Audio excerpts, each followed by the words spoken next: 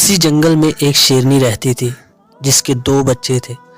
وہ اپنے دونوں بچوں سے بہت پیار کرتی تھی۔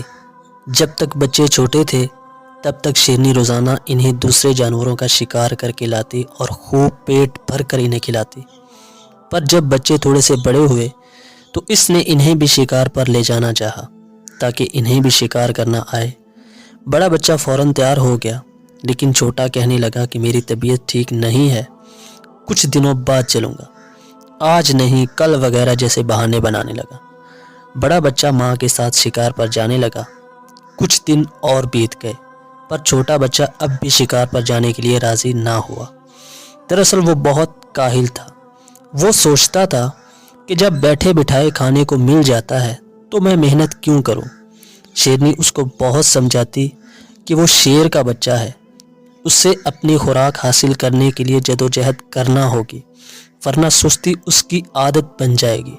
چھوٹا بچہ اپنی ماں کی نصیحت کو ایک کان سے سن کر دوسرے کان سے نکال دیتا۔ وقت تیزی سے گزرتا گیا اور دیکھتے ہی دیکھتے شیرنی کے دونوں بچے بڑے ہو گئے۔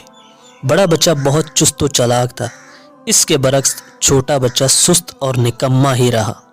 وہ اپنی ماں اور بڑے بھائی کے ٹکڑوں پر پل رہا تھا۔ ایک دن جنگل میں شکاری آیا اور اس نے شیرنی کو اپنی گولی کا نشانہ بنا دیا۔ بڑے بچے نے اس شکاری سے بدلہ لینے کی ٹھان لی، مگر شکاری جنگل سے غائب ہو چکا تھا۔ بڑا بچہ اپنے بھائی کے پاس واپس آیا اور اس سے کہا کہ دیکھو بھائی، ماں کے بعد تم میرے اپنے ہو، ہماری اپنی کمزوری کے باعث ہماری ماں کی جان چلی گئی۔ میں ڈرتا ہوں کہیں تمہاری سستی اور کاہلی تمہیں نقصان نہ پہنچا دے، اس لیے اب تم سستی چھوڑو اور میرے ساتھ شکار پر جایا کرو۔ یہ سن کر چھوٹا شیر غصے سے بھڑک اٹھا اور دھاڑ کر بولا، تم مجھ سے حسد کرتے ہو، میری پرواہ مت کرو، مجھے خدا نے پیدا کیا ہے، وہی میری حفاظت کرے گا، وہی مجھے رزق دے گا۔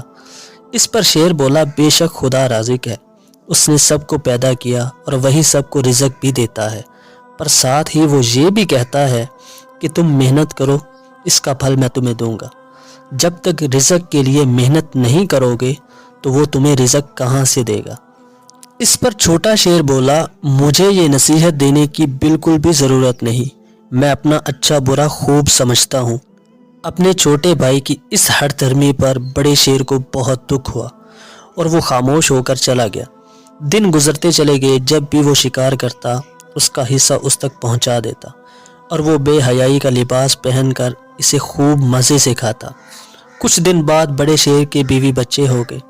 اب اسے اپنے بچوں کو بھی کھلانا پڑتا تھا اور اپنے چھوٹے بھائی کو بھی پالنا پڑتا تھا، چنانچہ کبھی کبھی اس کے ننھے بچے بھی بھوکے رہ جاتے۔ بچوں کو بھوک سے تڑپتا دیکھ کر رفتہ رفتہ بڑے شیر نے اپنے چھوٹے بھائی کی بری عادتوں سے تنگ آ کر اس کو اس کے حال پر چھوڑ دیا۔ اب چھوٹا شیر بھوکا رہنے لگا، وہ کھا کھا کر سست ہو گیا تھا، شکار کی اس میں ہمت نہ تھی۔